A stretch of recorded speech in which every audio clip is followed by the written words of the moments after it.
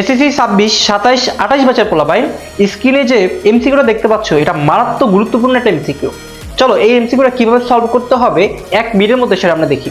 প্রথমত বলেছে একটি বর্গের অন্তর্বৃত্তের ব্যাসার্ধ। তুমি একটা ফটাফট বর্গ এঁকে ফেলবা এবং এটা অন্তর্বৃত্ত, বর্গের মধ্যে একটা বৃত্ত আছে, এরকম একটা বৃত্ত আছে যেটা অন্তর্বৃত্ত। এখন এর ব্যাসার্ধ বলছে, ব্যাসার্ধ কোনটা হয় এখান থেকে এতটুকু মানে হচ্ছে 3.2, তাহলে আমি বলতে পারি এখান থেকে 3.2 এত সেন্টিমিটার। ফাইন, বলছে বর্গের পরিসীমা বের করতে। বর্গের পরিসীমা বের করতে বললে সূত্র হচ্ছে 4a, তার মানে এর মানটা জানতে হবে। এ মানে হচ্ছে একটা বর্গের এই বাহু, এই বাহু, এই বাহু এবং এই বাহু। তুমি দেখো এটা যদি 3.2 হয় তাহলে এইখান থেকে এতটুকু কত হবে 3.2, তাহলে এটাও 3.2, তাহলে পুরোটা মিলে হচ্ছে তোমার 6.4। তাহলে এটা যদি পুরোটা 6.4 হয় তাহলে এটাও কত হবে 6.4, এটাও 6.4, এটাও 6.4, সব 6.4।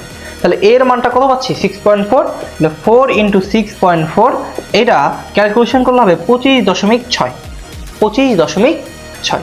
আশা করি বুঝতে পেরেছো।